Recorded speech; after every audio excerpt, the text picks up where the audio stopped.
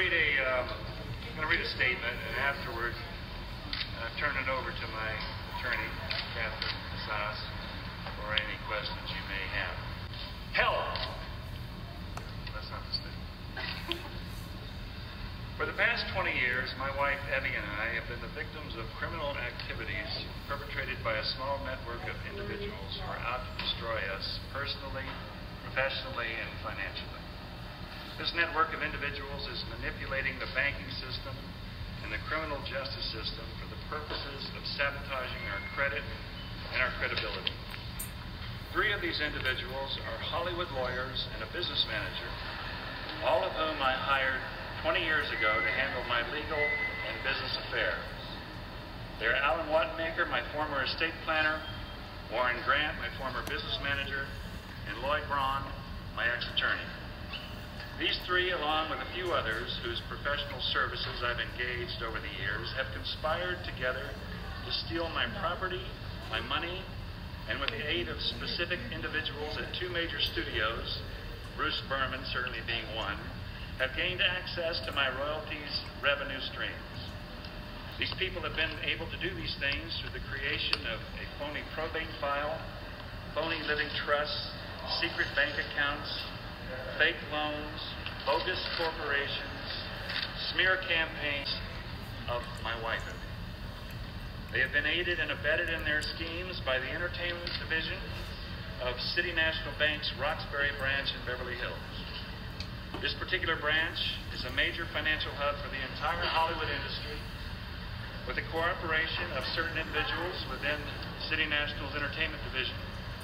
Business managers, lawyers, and agents have been able to misappropriate my assets, life insurance policy, and royalties through various client trust accounts and bogus loans taken out in my name without my knowledge. The president of the bank's estate planning division told my wife that the bank prefers dead actors because they don't get in the way. These former employees of mine have further reached out to their relatives and contacts in Santa Barbara County to take civil disputes and turn them into criminal complaints against us. To be clear, we did not defraud an innkeeper, and we did not trespass on our own property. Up until a year ago, Evie and I had never had any run-in with the law whatsoever. We are not criminals, nor are we fugitives from justice, nor are we crazy. We believe there are to be a malignant tumor of star whackers in Hollywood. How many people do you know personally who have died suddenly and mysteriously in the past 5 years? I have personally known 8 actors, all of whom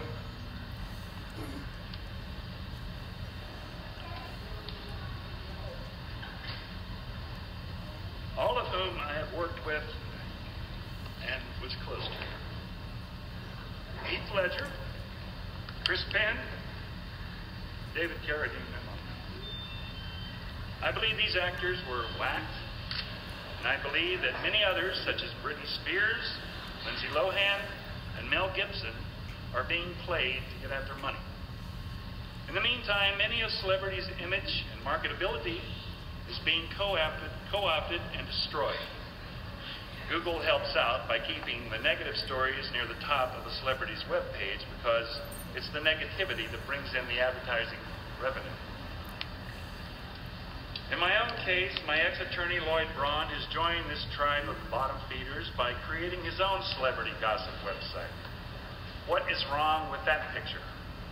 When your own attorney starts defaming you, who do you turn to defend you? Lloyd Braun also claims to have come up with the idea of The Sopranos, so he's obviously familiar with the ways and means of organized crime.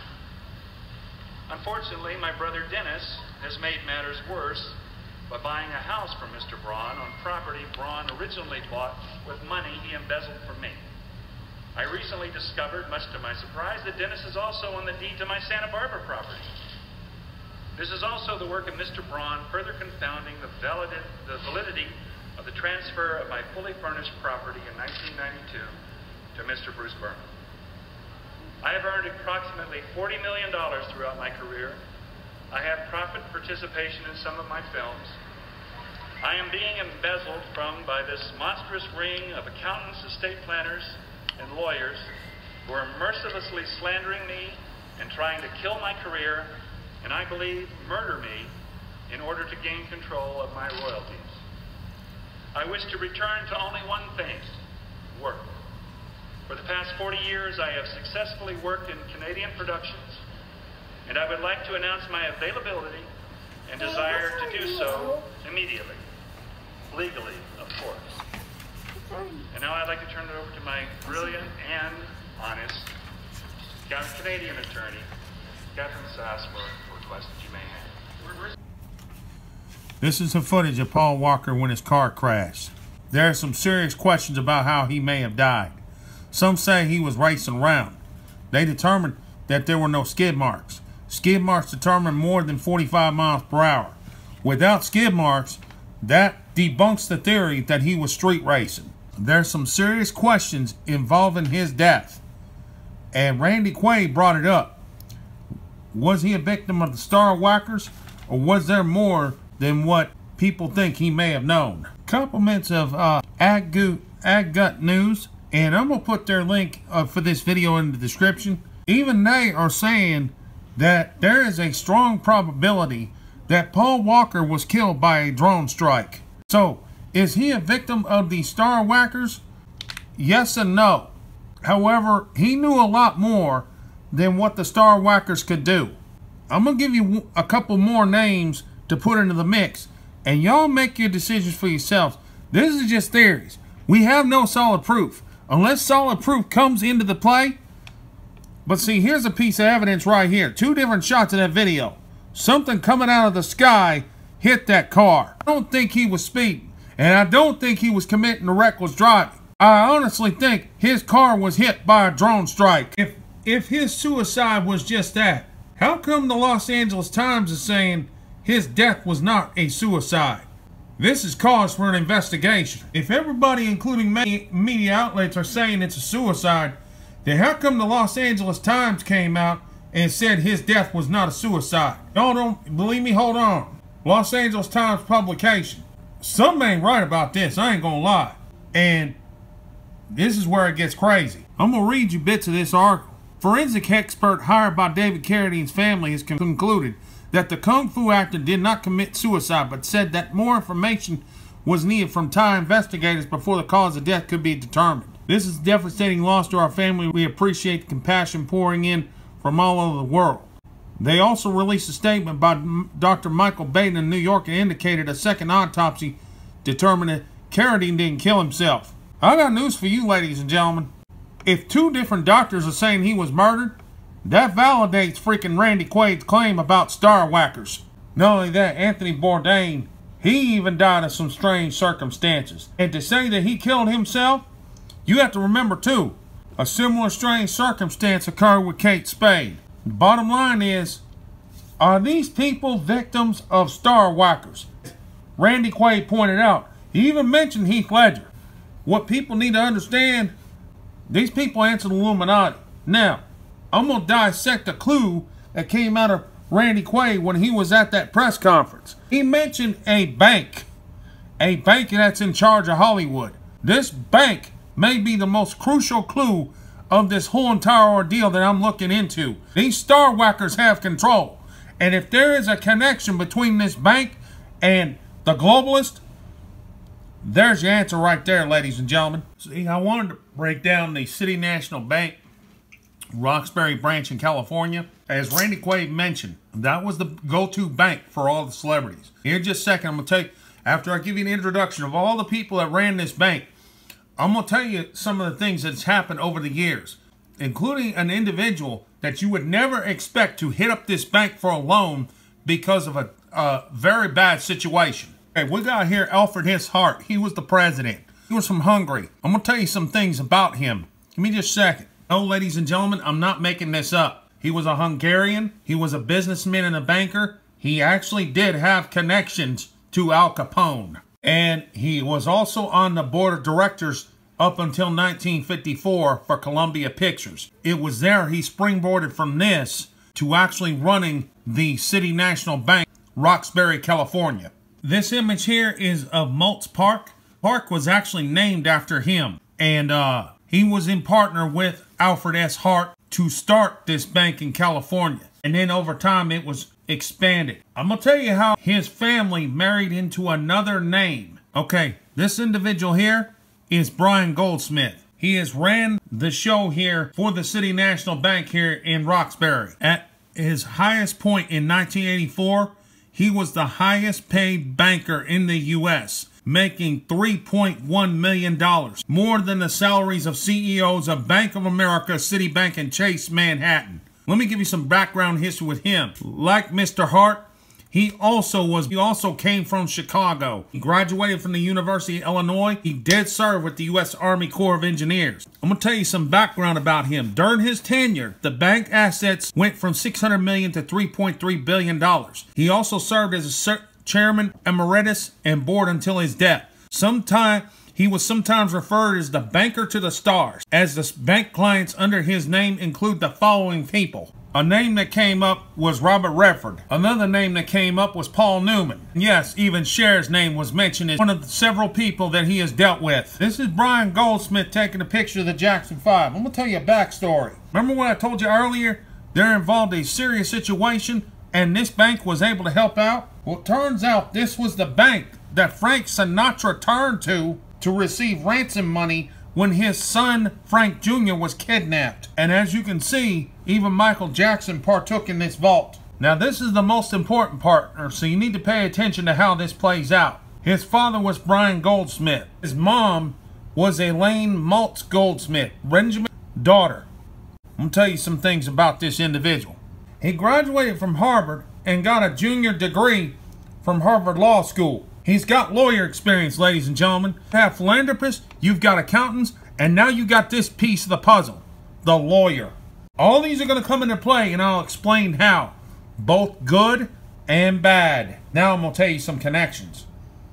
Goldsmith served as a chief operations officer for Lorimar Television. This is an infamous company that has put out a slew of shows, including The Waltons, including Dallas, Perfect Strangers, Knots Landing, Falcon Crest, and Full House. But it gets worse. He also served from 1986 to 1994. He also served as chairman and CEO of Republic Pictures. He was there during the reboot period. Shows like the show Beauty and Beast with Linda Hamilton in it. Reboot of Press Your Luck. He also included in films including Freeway, Ruby in Paradise, Dark Horse, 5 New Girls, and Bound. These were some of the things that came out during his watch. Now, around the mid-90s, he also owned the San Diego Padres. Now, here's where he starts to enter the shady side of things. He served as a Federal Advisory Council of what? A subsidiary bank branch of the Federal Reserve in the Bank of San Francisco. When you start entering epsilons of the globalist, then we have a problem. But I'm not done. He was also a philanthropist. Now, I'm going to make it clear. I'm not saying that Jewish charities are bad, but know what you're given to. He was on the board of trustees of the Harvard Westlake School in Los Angeles and the Jewish Federation Council of Greater Los Angeles, as well as the board of governors for the Esparte Rand Graduate. He also, and get this, another globalist tie, he was also a member of the Council on Foreign Relations, the California Commission of Jobs, and the Economic Growth of the Civil Alliance. He was also on the board of directors for Wynn's Las Vegas Hotels, the Finance Service Roundtable. Here is where the deep connections intersect with each other. No, folks, you are not seeing things. He helped host a fundraiser for Hillary Clinton during her 2016 presidential campaign. Told you, when you start dipping into the globalist ties, there you go. Well, here's an interesting dig. It seems that bank out of Roxbury is owned by the Royal Canadian Bank. Royal Canadian Bank is a deep state bank. They got ties to the Vanguard, has stock in them, JP Morgan Chase, Bank of America, Deutsche Bank. That's how they're getting their resources. Royal Bank of Canada is resourcing down to that bank, City National Bank there in Roxbury, and that's how these people are getting their money. You think Floyd Money Mayweather's made of money? You think he has this money organically because he's a good fighter? No. See, he's got to have what's called flash money. Gotta flash that money because he is money. That's his moniker, Money Man. I'll bet you 10 to 1 he makes a call to the City National Bank in Roxbury. Hey, I need about $100,000 in flash money. You can put some in hundreds and 20s and 1s and 10s and 5s. Just bring me a bunch of flash money. What they'll do, they have to approve a request, though, by the banks and by the globalists. Globalists say, you know what, he's Money Man. Give him some flash money on the condition he brings a majority of it back. Because you know some of the people be getting that money. When he throws that money out there, they be picking it up, putting it in their pocket. Just as long as it's small losses. They don't care. Because the minute he's done with it, they get it back. So for him to say that he's actually made of money, he's a damn fool. You think P. Diddy's going to have that expensive of a car? Really? For them to spend all this money on these cars, they got to get permission. Who do they go through? That's right. City National Bank. Especially the Roxbury branch. They talk to the Royal Bank of Canada. Hey, Diddy wants this expensive car. Is it okay? They come back. What's the price estimate? $360,000. All right, give him the car. Click. If you think for a moment that is his car, you're a damn fool. Gold leggings.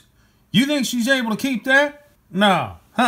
She wants to go on a performance tour, and they say, hey, here's some gold leggings. We need you to promote an agenda. They're $100,000, so don't mess them up. For her to think that she actually owns that? No. They approve of her to have that. Do you get the pattern here, ladies and gentlemen? These people have this stuff and their money for a reason. You think for a moment Mr. Goldsmith is just going to let them walk around with these damn albums in their deal? No. You have to look at it from a globalist point of view.